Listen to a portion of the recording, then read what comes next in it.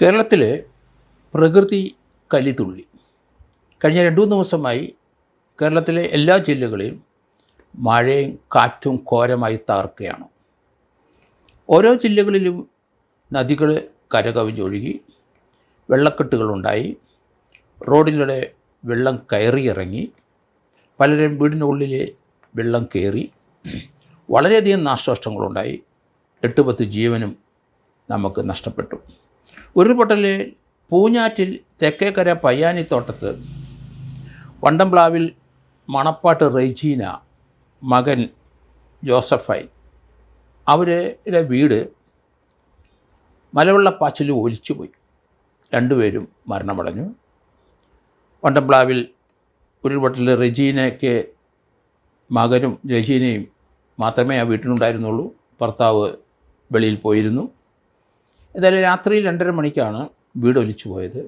ഏതായാലും പിന്നീട് ഇവർ 2 പേരുടെയും മൃതദേഹം റെജീന എന്ന 45 വയസ്സുകാരിയുടെയും മകൻ ജോസഫിൻ്റെയും മൃതദേഹം ആ ചെളിക്കൂമ്പാരത്തെ നാട്ടുകാർ കണ്ടെടുക്കുകയുണ്ടായി. അതുപോലെ വാകത്താനത്തെ വെള്ളക്കെട്ടിലെ 11 വയസ്സുള്ള ഒരു മിലൻ ഷിജു വെള്ളത്തിൽ വീണ് മരിച്ചു. ഇടുക്കി ജില്ലയിലെ കൊടയത്തൂർ അടൂർ മലയിലെ അവിടെ മണ്ണടിച്ചിലിലെ മഷിക്കല്ലെ രവിയുടെ ഭാര്യ സുമതി, 69 വയസ്സുണ്ട് അവർക്ക്, അവരും മരണമടഞ്ഞു.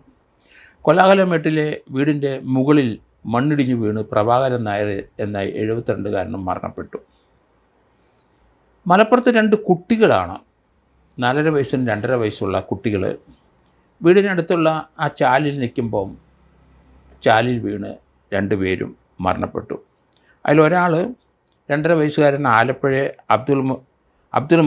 അബ്ദുൽ മുഹയിൽ എന്ന് പറഞ്ഞ കുട്ടി ആലപ്പുഴയിൽ നിന്ന് വിരുന്ന് വന്നതാണ്. എന്തായാലും 7-8 പേർക്ക് ജീവൻ നഷ്ടപ്പെട്ടു, പലർക്കും പരിക്കേറ്റു.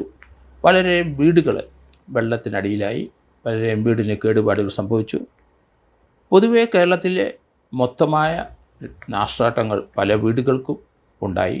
റാന്നി പോലെയുള്ള വലിയ ടൗൺഷിപ്പുള്ള സ്ഥലങ്ങളിലെ കടകളിലെല്ലാം വെള്ളം കയറി ധാരാളം നാശനഷ്ടങ്ങൾ ഉണ്ടായി.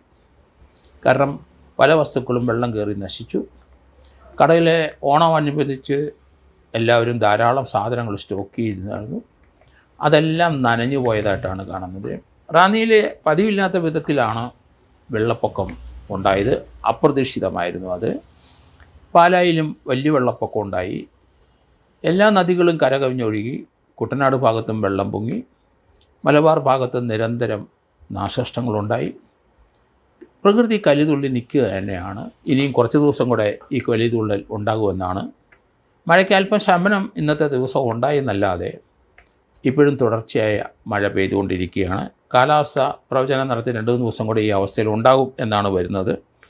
എന്തായാലും കേരളത്തിലെ ഈ പ്രകൃതിക്ക് വലിയ മാറ്റങ്ങളുണ്ടാകാൻ കാരണം നമ്മളൊക്കെ തന്നെയാണ് എന്ന് കരുതുന്നു.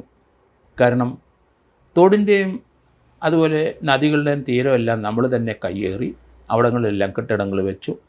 വെള്ളം ഒഴുകിപ്പോകാൻ സ്ഥലമില്ല. അതുപോലെ റോഡ് സൈഡിലും മറ്റു സ്ഥലങ്ങളിലൊക്കെ പല ചാലുകളുടെയും വീതി കുറച്ച് സ്ഥലം കയ്യേറി. അതുകൊണ്ട് വെള്ളം നേരത്തെ പോയിക്കൊണ്ടിരുന്നതിൻ്റെ 10 ഇരട്ടി വെള്ളമാണ് ഇപ്പോഴത്തെ മഴയ്ക്ക് വരുന്നത്. അതുകൊണ്ട് വെള്ളം തടഞ്ഞു നിർത്താൻ കഴിയില്ല. ആ വഴി നിൽക്കുന്ന തടസ്സമെല്ലാം ഇത് ഇടിച്ച് നിരത്തി മുന്നോട്ട് പോയിക്കൊണ്ടിരിക്കും. അതുകൊണ്ട് കേരളത്തിലെ എല്ലാ നദീതീരങ്ങളിലും അതുപോലെ തന്നെ കൈത്തോടുകളുടെ തീരങ്ങളിലും കായലിൻ്റെ തീരുകളിലും നാട്ടിൻ പ്രദേശത്ത് വെള്ളം ഒഴുകിപ്പോകുന്ന ചാലുകൾ മുഴുവൻ അടച്ച് അവിടെ കയ്യേറി അവിടെ വീടുകൾ എക്സ്റ്റെൻഡ് ചെയ്ത് വെച്ചിരിക്കുന്നത് കൊണ്ട് കേരളത്തിൽ നാശനഷ്ടം കൂടും, ഇനിയും ഉണ്ടാവും.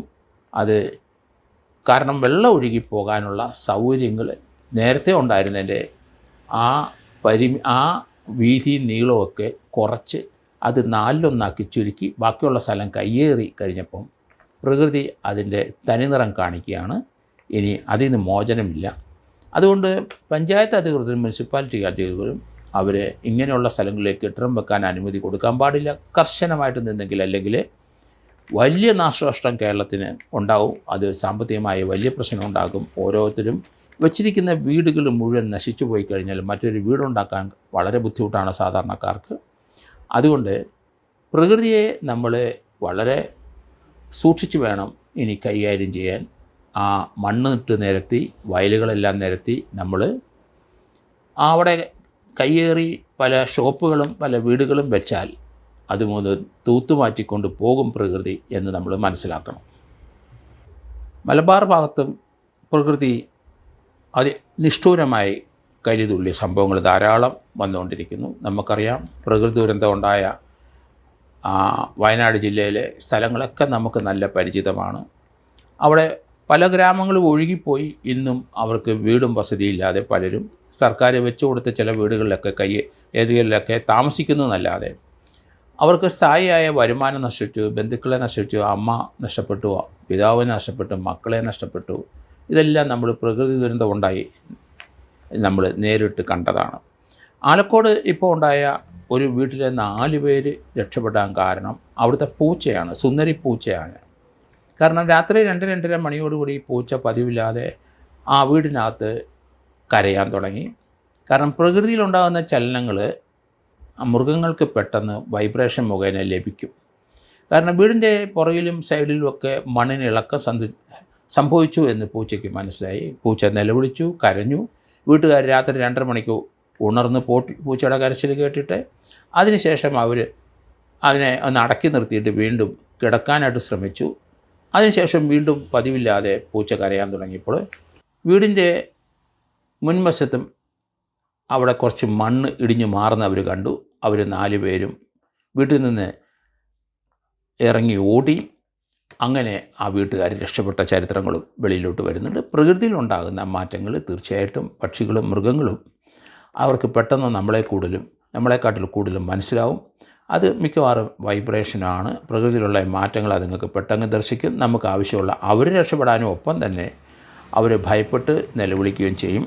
അതുപോലെ സുന്ദരി പൂച്ച കാരണം അവർക്ക് 4 പേർക്ക് ജീവൻ തിരിച്ചു കിട്ടി എന്ന് തന്നെ പറയേണ്ടി വരും.